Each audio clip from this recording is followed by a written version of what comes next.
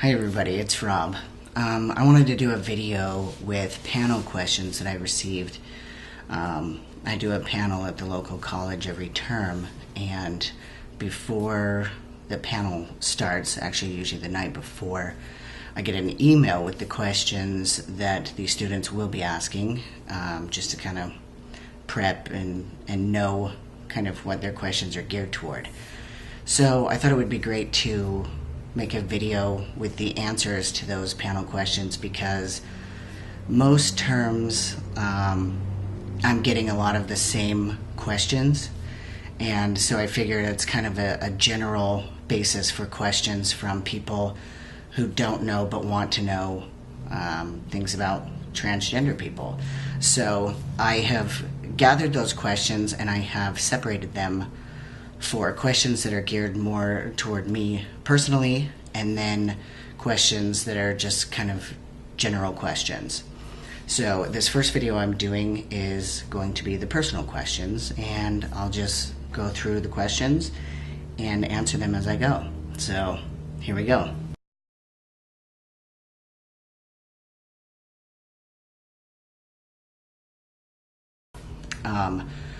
I personally I knew when I was younger that I thought that I was a boy. I just didn't have, the boy parts. So at that time, there wasn't really a term for transgender, and the most that was, really talked about, which was kind of taboo, was transvestites and transsexuals, and I didn't feel like I fit into that category. So yeah, I was probably about 5 or 6 when I was playing with other boys, and I just thought that I was one of them. I just didn't have a penis like they did.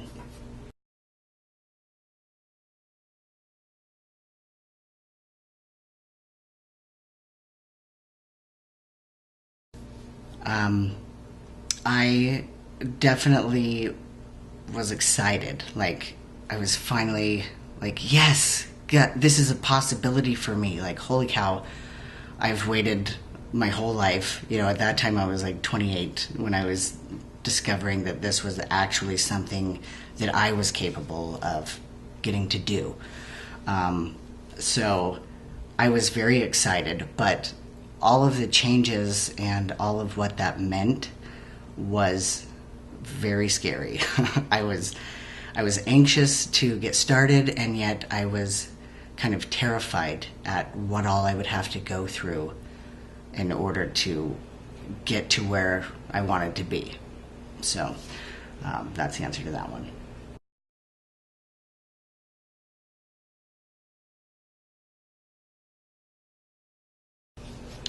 Yes and no. It depends on the setting. Like I said, I do these panels, and so right off the bat I'm put right up in front of a class of students that I have never met before, and I tell them not only that I'm transgender, but all these very personal things about me being transgender and my whole transgender experience. So in that aspect I do. However, I do not feel like in introductions in the general public, transgender is not who I am as a whole. It is a part of me, but it's not the only thing to mention, and it's certainly not something that I just bring up and throw out there in an introduction, like, hey, my name's Rob, by the way, I'm trans, just to let you know right off the bat.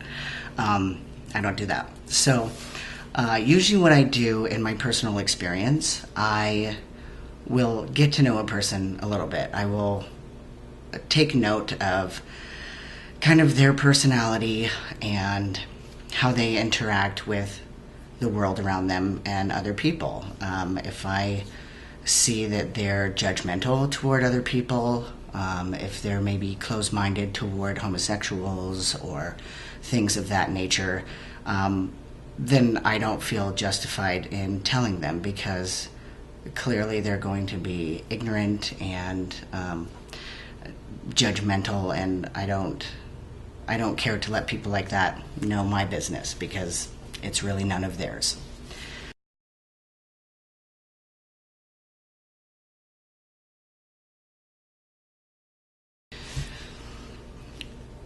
My mother was really great at just letting me be me for the most part. I wore boy clothes most of the time.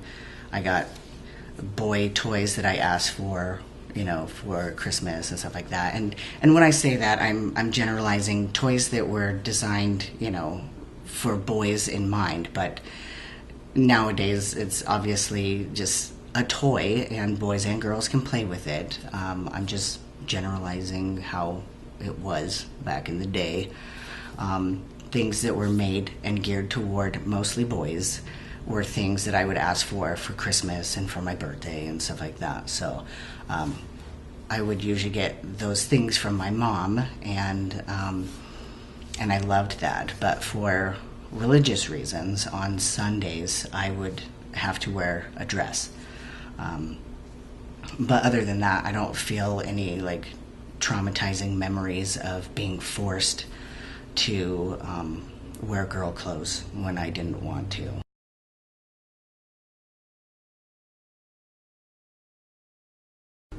Let's see, 29. I was 29, and was actively calling for therapists and endocrinologists and seeing who locally was capable of helping me out with my transition. So that was the age, 29.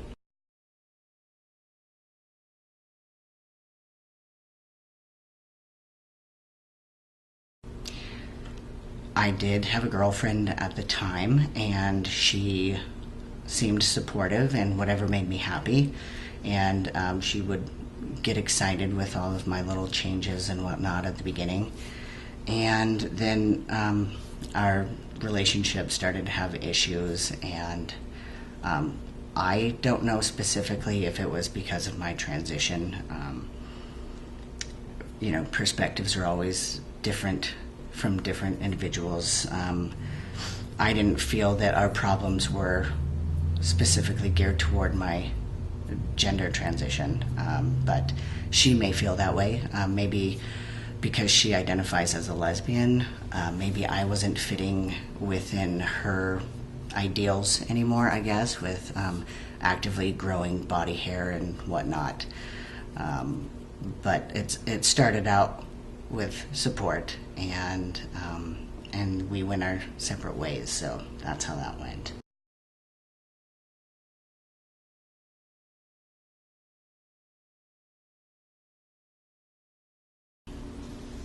Okay, because I identify as a man and I'm attracted to women and I am dating a woman, I identify as heterosexual. Some people can't wrap their mind around that, but it goes along the lines of perceived gender. I'm clearly presenting as male. I feel that I am 100% male. So since society needs to label things, I'm dating a woman, and she feels like she's dating a man. So we are in a heterosexual relationship. I do still climax. Yes, I'm capable of doing that. Testosterone has not stopped that process from happening.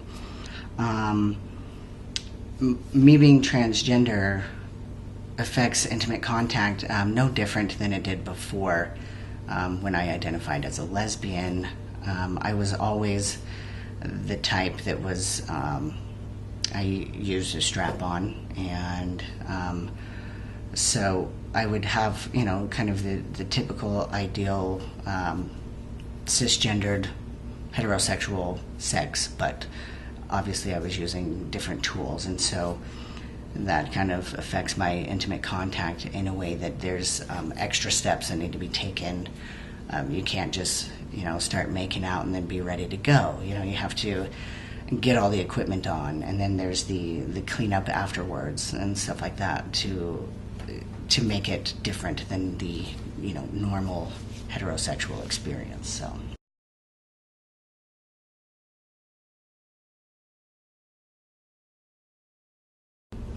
I transitioned in Bend, Oregon, and I did have to see a therapist before I could get prescribed testosterone from an endocrinologist. So I researched a testosterone specialist in Bend and called him, and he said in order for him to start that I would have to undergo a psych evaluation pretty much. And so I saw a counselor for one session, and she thought that I seemed to have my shit together and know what I want, so she actually called my endocrinologist and said I have no problem with Rob transitioning and starting testosterone treatments.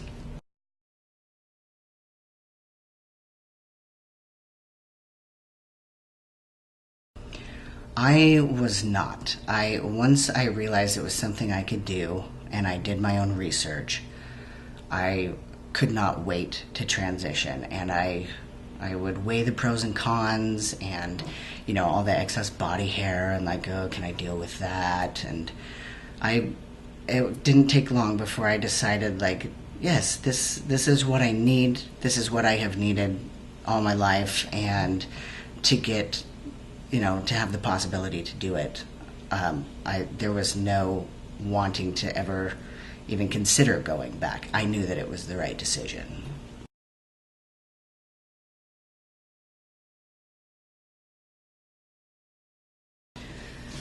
Yes, I have had a lot of support from friends and family.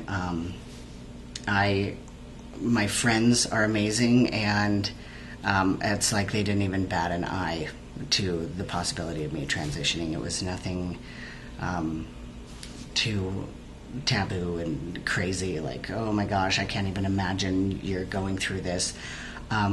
For most of my friends, they were just kind of like, well, yeah, it seems like the right thing to do. It just kind of fit, and it didn't seem like a big shock, really. So friends and family have all been supportive.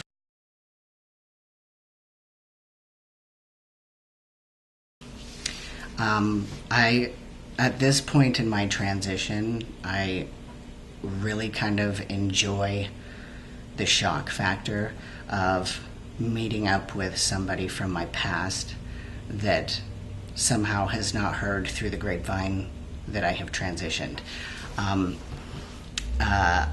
It has happened a couple times for me because I do still live fairly close to my hometown. I have ran into a couple people that I went to high school with, and I just walk up to them like nothing has changed, and I recognize them, so I go up and like, hey, how's it going? Good to see you. And it takes them a minute to register because my looks have changed. And it's exciting for me, and those experiences have not been bad. I haven't had anybody wrinkle up their face and look at me like, what the hell did you do? Get away from me, you freak. Nothing like that. So maybe they had some great conversations after I left, but as far as the actual interactions, it has been quite enjoyable. So no problems there.